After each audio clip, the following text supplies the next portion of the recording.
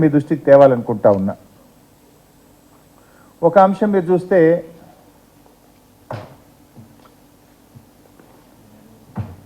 వారు ఇది ఈనాడు దినపత్రిక.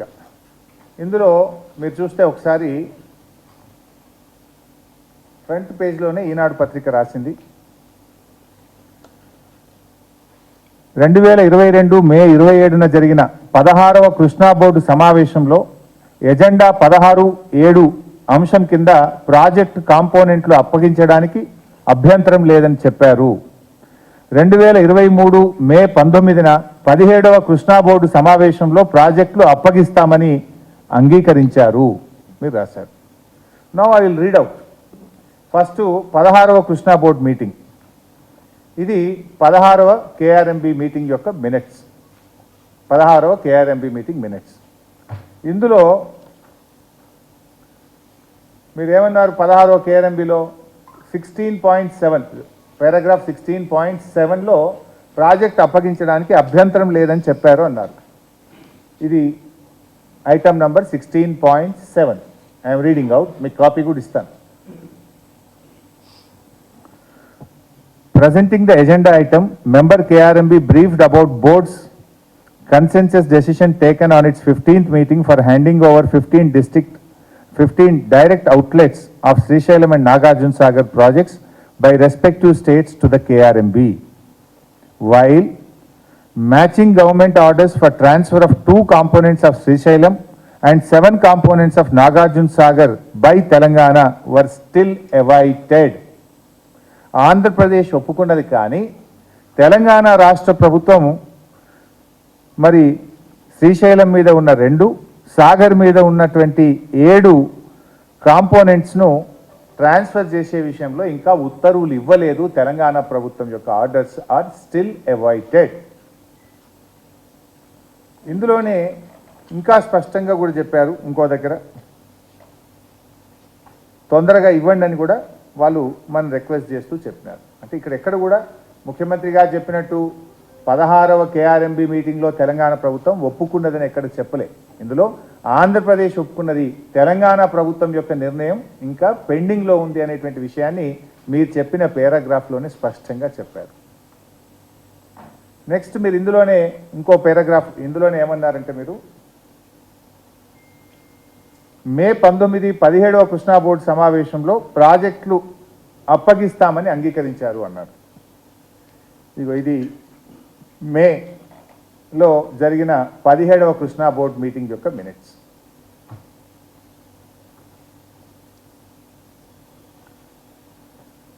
ఇందులో నేను page number 10 paragraph 17.11, government of AP has already issued directions for handing over a total of 6 prioritized components of Srisailam and Nagarjuna Sagar project under their control to KRMB on 14/10/2021, GO number 54, GO number 17 respectively, as per the decisions taken by the 15th board meeting.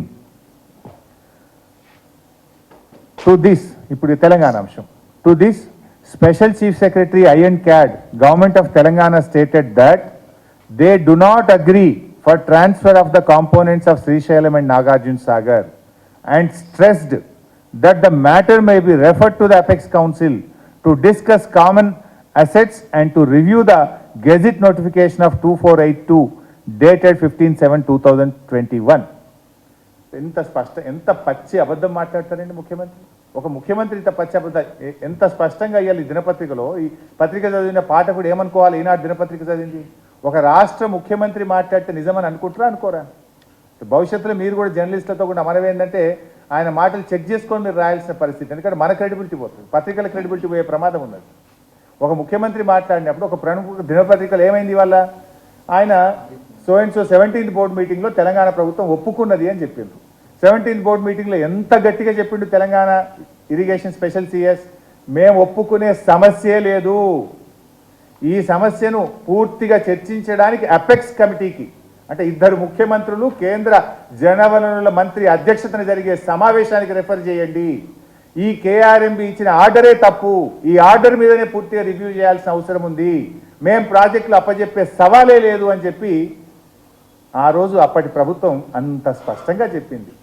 మరి ఇంత పచ్చి అబద్ధాలు పట్టపగలు సెక్రటరియట్లో కూర్చొని ఒక ముఖ్యమంత్రి గారు మాట్లాడడానికి తగునా? ఇంత ఇంత ఇంత దుర్మార్గమా? ఇంత స్పష్టంగా ఇక 50-50 వాటర్ రేషియో ఇవ్వాలని కూడా ఉంది. This is the meeting of the 17th KRMB meeting. ఎంత ఎంత దగులుబాజితనము, ఎంత దారుణంగా, ఎంత పచ్చిగా అబద్ధాలు మాట్లాడుతున్నారు అనడానికి ఇది దయచేసి ఈ తెలంగాణ సమాజము, విజ్ఞులైనటువంటి ప్రజలు, మేధావులు, జర్నలిస్టులు అందరూ కూడా వీటిని గుర్తించాలని చెప్పి నేను కోరుతా ఉన్నాను.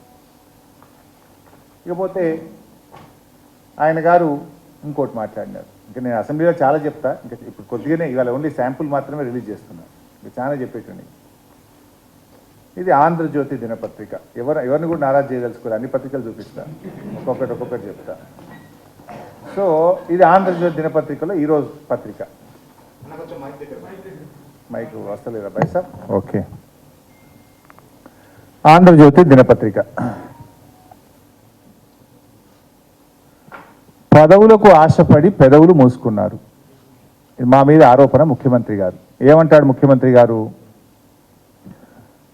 2004లో కాంగ్రెస్ ప్రభుత్వంలో ఏర్పడ్డ కేంద్ర రాష్ట్ర ప్రభుత్వాల్లో టీఆర్ఎస్ భాగస్వామి అని, పోతిరెడ్డిపాడు పొక్క పెద్దది చేసే నిర్ణయం జరిగినప్పుడు హరీష్ రావు, నాయన్ నరసింహారెడ్డిలు మంత్రులుగా ఉన్నారని ఆయన మా మీద ఆరోపణ చేసిండ్రు.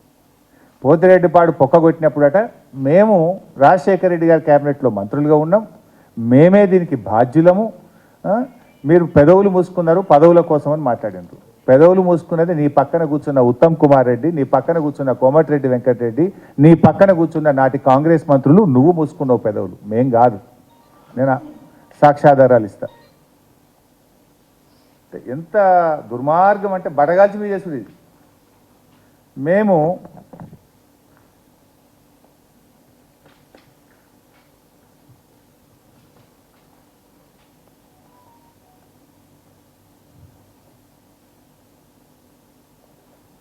బైసాబ్ ఈ 2 జీవోలు, పోతిరెడ్డిపాడు ప్రాజెక్టును పొక్క పెద్దగా చేయడానికి ఆనాటి ఆంధ్రప్రదేశ్ ప్రభుత్వంలో వైఎస్ రాజశేఖర రెడ్డి గారు తెచ్చిన జీవోలు. GO number 170 13/9/2005. మంచిగా వినండి బైసాబ్, 13/9/2005. ఈ జీవోలో కొంచెం తప్పు ఉందని దీన్ని కరెక్షన్ చేసి ఇంకో జీవో తెచ్చినారు. GO number 233 19 December 2005. సో మొదటి జీవో వచ్చింది 13 సెప్టెంబర్ 2005కి వచ్చింది. మరి మేము మంత్రులుగా ఎప్పుడు రాజీనామా చేసినాం బైసాబ్? ఇది కూడా మళ్ళా, ఎందుకంటే ఆంధ్రజ్యోతి చూపించిన కనుక ఆంధ్రజ్యోతి చూపిస్తా. కాంగ్రెస్ సంకీర్ణంతో టీఆర్ఎస్ తెగదెంపులు. ఇది ఏ రోజు పత్రిక? జూలై 5, అంటే జూలై 4వ తేదీ, జూలై 4, 2005. జూలై నెలలోనే మేము ఆనాటి కాంగ్రెస్ ప్రభుత్వం తెలంగాణకు అన్యాయం చేస్తుందని గడ్డిపోచల్లాగా మా పదవులు వదులుకొని బయటకు వచ్చింది మేము. ఆ రోజు మేము ఏ అంశాల మీద రాజీనామా చేసినాం? ఇక్కడనే ఉంది పక్కన. 610 జీవో అమలు చేయడం లేదు కనుక రాజీనామా చేస్తున్నాం.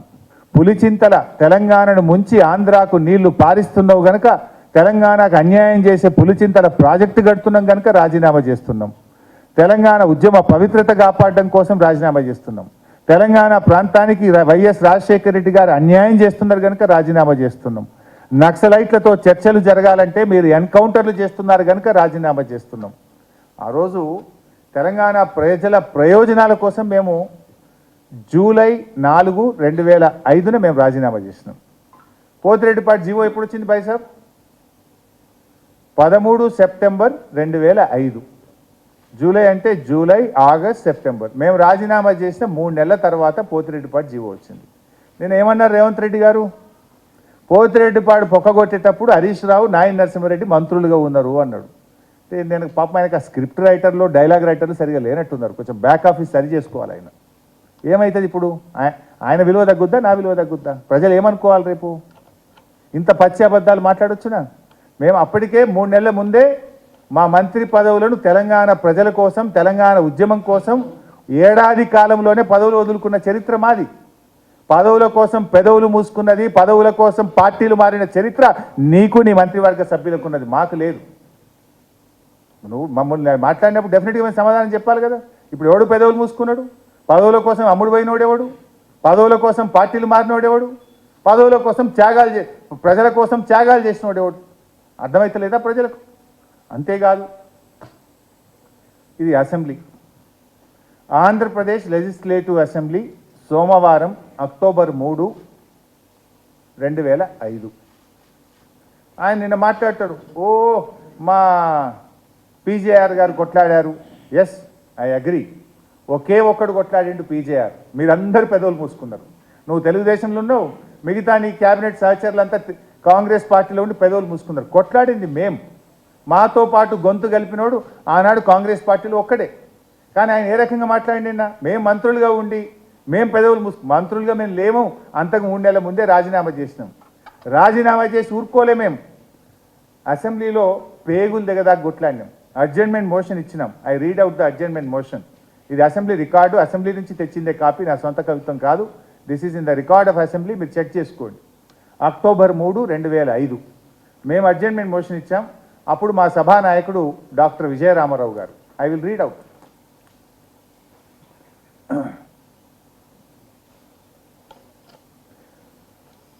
ఏ అడ్జర్న్మెంట్ మోషన్స్ డిస్కషన్లోకి రావో వాటి విషయమై మీరు వేరే నిబంధనల ప్రకారం వస్తే వాటిని పరిశీలించడం జరుగుతుంది అని స్పీకర్ గారు అనౌన్స్ చేసి, డాక్టర్ జి విజయరామారావు అంటే మా ఫ్లోర్ లీడర్ ఆయన, argumentation of Pothireddypadu water, it is డిస్టార్జ్